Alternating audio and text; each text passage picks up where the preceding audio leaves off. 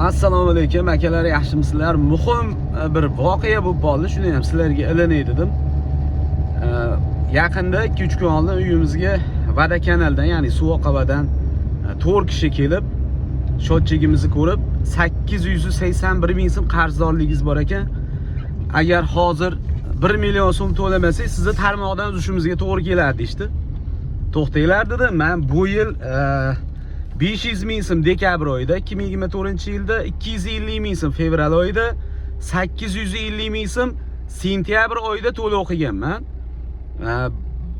Bunchalik suv yoqib yuborishimiz mumkin emas. 2,5 million so'm bo'lib ketadi agar hozir.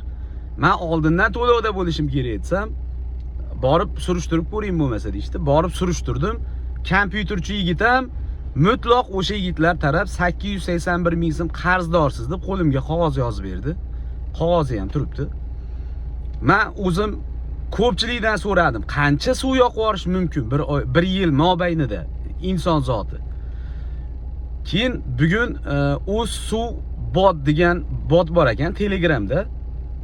O'sha o'z suv botga kirar ekansiz, ro'yxatdan o'tgan o'sha o'zingizni ID nomer deydimi, litsevoy shotmi, xullas o'sha raqamni kirgizdirsangiz, sizga ro'yxatdan o'tgan raqamingizga SMS nomer kelar ekan. O'sha SMSni kirgizdirsangiz, kimi nomiga rasmiylashtirilganligi haqida ma'lumot keladi. Haqiqatdan ham sizning nomingizga rasmiylashtirilgan bo'lsa, shotchiyni pokazanisini, ya'ni ko'rsatkichni shunday kirgizdirsangiz, nech pul qarzdor ekanligingizni avtomatik tarzda sizga hisoblab berar ekan. Bugungi kungacha 16.800 nech puldir men haqdor ekanman. Meni uyimga kelib 881 ming so'm qarzdorsan, 1 million to'lamasang uzaman deb ketgan. Men buni hozir o'sha o'z suv ta'minoti, ya'ni vazirligi bilan bog'lanish demak bu meni aytgan narsam, kompyuter hisoblab beryapti ko'rsatkichni kirgizganimda. Men 16 ming so'm haqdor bo'lyapman.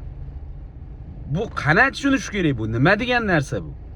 Menga o'xshagan aldanib yurganlar qancha? Bitta tekshirib ko'ringlar o'zlaring uchun.